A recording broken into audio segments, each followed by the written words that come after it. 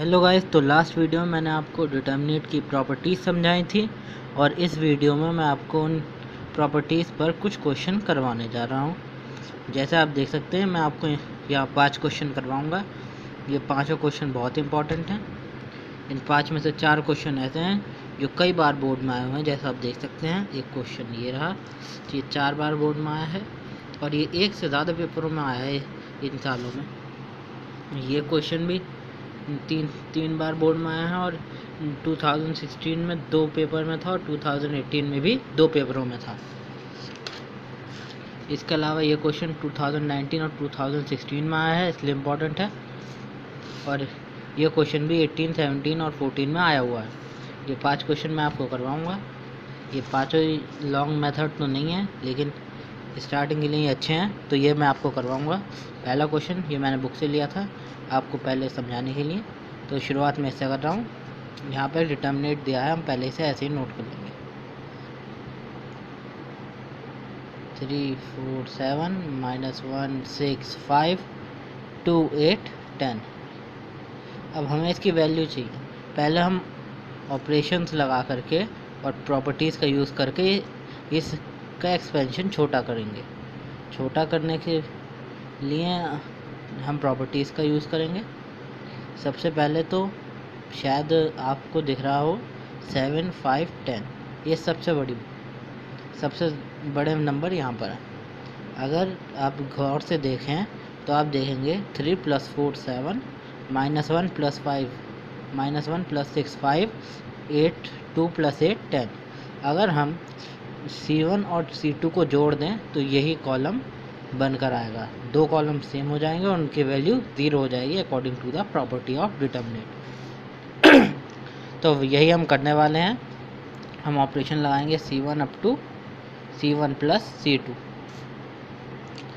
तो इसके बाद कुछ इस तरह से 3 + 4 7, -1 + 6 5, 8 + 2 10, 4 6 8 7 5 10। अब आप लिख देंगे C1 = C3, तब इसकी वैल्यू पूरे की value he 0 from property of determinant. ये DET का मतलब डिटर्मिनेंट और PROP प्रॉपर्टी। ये हमारे पहले क्वेश्चन का सॉल्यूशन है। अब सेकंड क्वेश्चन। ये सेकंड क्वेश्चन कई बार बोर्ड में आया हुआ है और बहुत ही इंपॉर्टेंट है, इसे ध्यान से देखिएगा। क्वेश्चन ये है, प्रूव दैट, ये डिटर्मिनेंट की वैल्यू 0 बतानी है, where omega is a cube root of a unit. Cube root of a unit की एक इक्वेशन होती है जो मैं आपको लिखकर बता रहा हूँ। ये स्टार जहाँ मैं बनाऊँगा इसका मतलब किसी भी फॉर्मूले या इक्वेशन से होगा।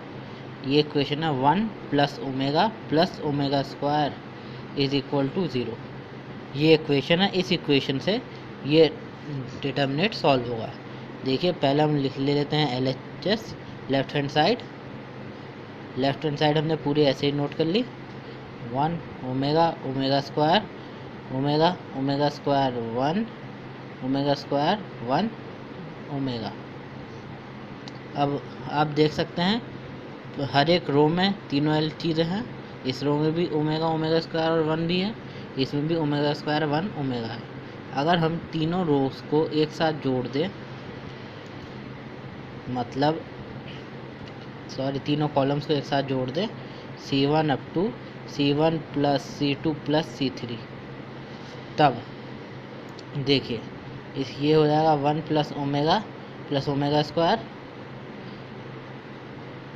ये हो जाएगा ओमेगा + ओमेगा स्क्वायर +1, ये ओमेगा स्क्वायर +1 + ओमेगा, और बाकी के दोनों कॉलम ऐसे ही omega square 1 omega square 1 omega. अब हम जानते हैं 1 + ओमेगा स्क्वायर की वैल्यू होती है 0। तब ये जो हमारा फर्स्ट कॉलम है इसके तीनों एलिमेंट हो जाएंगे 0 और बाकी एलिमेंट ऐसे ही नोट कर लेंगे, omega square 1 omega square 1 omega.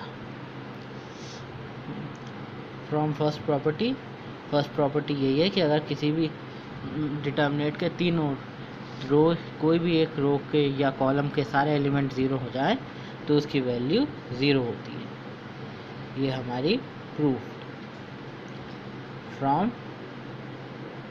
Property of determinate. अब हमारा ये थर्ड क्वेश्चन आप देख लिए 3 सालों में आया हुआ और लगातार आया है। तो सबसे पहले तो हम इसमें LHS ले लेंगे, लेफ्ट हैंड साइड ऐसे ही नोट कर लेंगे x y z, y plus z, z plus x, x plus y। अगर आप ध्यान से देखें तो यहाँ पर x है, y और z यहाँ है, यहाँ y है, z और x यहाँ है, यहाँ z है, x और y यहाँ है। मतलब ये है कि अगर हम इन दोनों को जोड़ दें तो सारे एलिमेंट सेम हो जाएंगे और उसके बाद फिर हम उसे कॉमन ले सकते हैं। जैसे मैं आपको करके दिखा रहा हूँ, हमने लगा दिया C3 up to C3 plus C2, C3 plus C2, इन दोनों को जोड़ दिया तो ये फर्स्ट रो ऐसे, फर्स्ट कॉलम ऐसे ही, सेकंड कॉलम ऐसे ही, थर्ड कॉलम हो जाएगा x plus y plus z, x plus y plus z, x plus y plus z. अब क्योंकि हमने प्रॉपर्टी में पढ़ा था कि अगर हम किसी भी यहाँ से x plus y plus z common ले सकते हैं, क्योंकि जब इसकी मल्टीप्लाई होगी तो किसी एक रो या किसी एक कॉलम से होगी और कॉमन भी इसी तरह से लिया जाएगा किसी भी रो या किसी भी कॉलम से। तो हमने इस पूरे से x plus y plus z common ले लिया। तो ये तीनों एलिमेंट 1, ये x y z और इनका मल्टीप्लाई 1 से हुई होगी तो 1। इस तरह से C1 is equal to C3, क्योंकि दो कॉलम सेम है तो इस पूरे की वैल्यू 0 डिटर्मिनेट की, x plus y plus z into 0 is equal to 0। ये थी हमारी अगली सेकंड प्रूफ। तो ये था हमारा तीसरा क्वेश्चन। दोबारा समझ लीजिए तीनों। फर्स्ट क्वेश्चन में तो हमने देखा कि किस तरह से इन सब का सम यहाँ पर था थर्ड कॉलम में, तो हमने कॉलम 1 और 2 को ऐड कर दिया, दोनों कॉलम सेम हो गए, इनकी वैल्यू प्रॉपर्टी के अकॉर्डिंग 0। इस क्वेश्चन में omega square 1 omega, omega square 1 omega square 1 omega, हमारे पास क्यूब रूट ऑफ यूनिट की इक्वेशन थी 1 प्लस ओमेगा स्क्वायर की वैल्यू 0 होती है। हमने देखा हर कॉलम में अगर हम बाय रो चेक करें तो इस रो में तीनों चीज़ें थी, इस रो में तीनों चीज़ें, इस रो में भी तीनों चीज़ें, तो हमने सारे कॉलम्स को एक साथ ऐड कर दिया। तो हुआ ये कि हमारे पास यहाँ भी वही फॉर्म 1 प्लस ओमेगा स्क्वायर, यहाँ पर भी वही omega plus omega square plus 1, यहाँ पर भी वही omega square plus 1 plus omega, वही फॉर्म बन के आई। इन तीनों की वैल्यू हमने 0 रख दी। तो किसी भी रो या किसी भी कॉलम के सारे एलिमेंट अगर 0 हो जाए तो उस पूरे की वैल्यू 0। इस क्वेश्चन में हमने देखा यहाँ पर 1 के फॉर्म थी, यहाँ पर x y z थे और यहाँ पर x के अलावा y प्लस z था, यहाँ y के अलावा z प्लस x था, यहाँ z के अलावा x प्लस y था। तो हमने C3 और C2 को ऐड कर दिया, C3 up to C3 plus C2। इससे हुआ ये कॉलम तो ऐसे ही रहा, ये भी ऐसे ही रहा।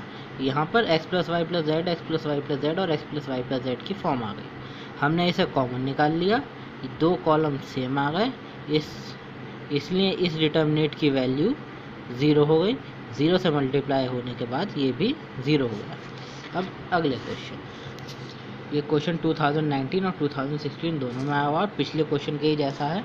आप ज़रा ध्यान से देखिए, यहाँ x है, यहाँ y और z है, यहाँ अल्फ़ा प्लस का है, यहाँ अल्फ़ा माइनस का है, यहाँ y है, यहाँ z है, यहाँ x है, यहाँ बीटा प्लस का है, यहाँ बीटा माइनस का है, यहाँ z है, यहाँ x है, यहाँ y है, यहाँ पर गामा प्लस का है, यहाँ गामा माइनस का है। तो पहले तो हम LHS ले लेंगे, पूरा डिटर्मिनेट ऐसे उतार देंगे, x plus alpha, y plus beta, z plus gamma, और ये रो भी ऐसे ही z plus x minus beta, x plus y minus gamma. अब हम वही ऑपरेशन यहाँ भी लगा सकते हैं। इन दोनों को अगर हम ऐड कर दें तो अल्फ़ा से अल्फ़ा कट जाएगा, बीटा से बीटा, गामा से गामा, और x plus y plus z की फॉर्म आ जाएगी। ये रफ कैलकुलेशन मैं आपको इस रफ कॉपी पर करके दिखाऊंगा। जैसे पहले हमने ऑपरेशन लगा देते हैं C3 up to C3 plus C2, तो ये और ये कॉलम ऐड हुए, x plus alpha plus y plus z minus alpha, alpha alpha cut x plus y plus z. तो यहाँ पर 1 1 1 x plus alpha, y plus beta, z plus gamma, ऐसे ही यहाँ पर x plus y plus z. अब second column में देखिए y plus beta plus z plus x minus beta, beta से beta cancel, y plus z plus x को सीधे लिख लिया x plus y plus z, ये भी x plus y plus z. Third element z plus gamma minus x plus y plus x plus y sorry plus x plus y minus gamma, gamma से gamma cancel, z form में लिख लें x plus y plus z. ये बचा x plus y plus z. ये तीनों element यहाँ से कॉमन निकाल लिए हमने, x plus y plus z, ये ऐसे ही, ये x plus alpha, y plus beta, z plus gamma भी ऐसे ही, ये तीनों 1, C1 is equal to C3। तब इस पूरे डिटर्मिनेंट की वैल्यू हो गई 0, 0 से मल्टीप्लाई हो गए, इसकी भी वैल्यू हो गई 0। ये आपकी अगली प्रूफ भी कंप्लीट हो गई। दोबारा समझ लीजिए, हमने पहले देखा कि यहाँ पर x था, यहाँ y और z था, यहाँ अल्फ़ा प्लस का था, अल्फ़ा माइनस का, यहाँ y था, यहाँ z और x था, यहाँ बीटा माइनस का था, यहाँ बीटा प्लस का, यहाँ z था, यहाँ x और y था, यहाँ गामा माइनस का था, यहाँ गामा प्लस का। हमने C3 में C3 के साथ C2 ऐड कर दिया। हुआ क्या, कैलकुलेशन करने के बाद हमने पाया कि x plus y plus z की फॉर्म तीनों एलिमेंट में मिली। हमने उस फॉर्म को कॉमन ले लिया, दो कॉलम सेम आ गए 1 1 1 के, C1 और C3। इस पूरे टर्मिनेट की वैल्यू 0, इससे मल्टीप्लाई होकर इसकी वैल्यू भी 0। अब देखिए अगला क्वेश्चन, ये हमारा लास्ट क्वेश्चन है। ये भी 3 साल आया, आप देख सकते हैं 14, 17 और 18 में। सबसे पहले इसकी वैल्यू फाइंड करने के लिए कहा है, तो हम पहले तो इसे ऐसे ही उतार लेंगे, 1 1 1 1 1 प्लस एक्स 1 1 1 1 प्लस वाई।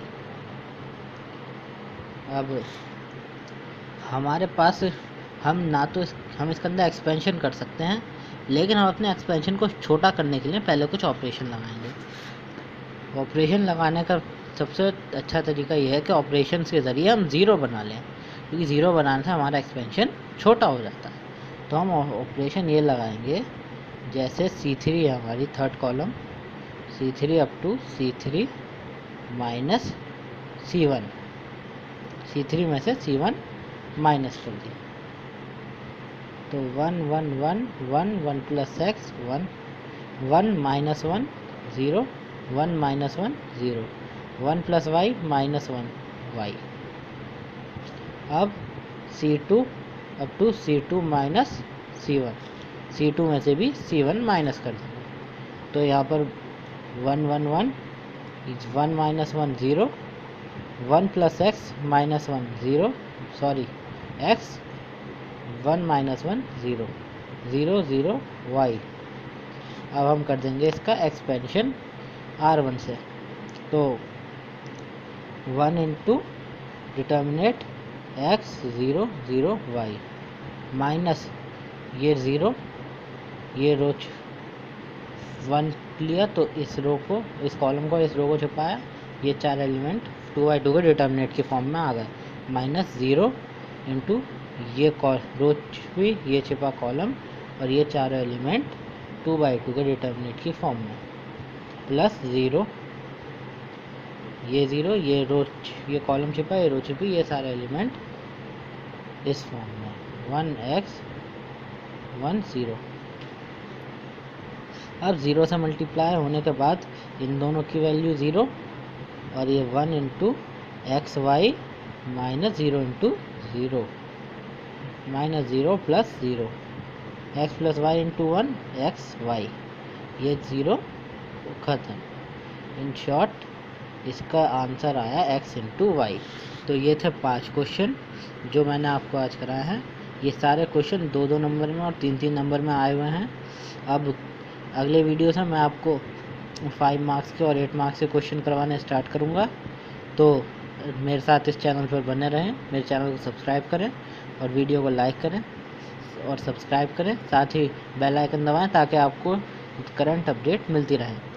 अगले वीडियो में आपको और लॉन्ग क्वेश्चन करवाऊँगा, तो अगले वीडियो का वेट करें।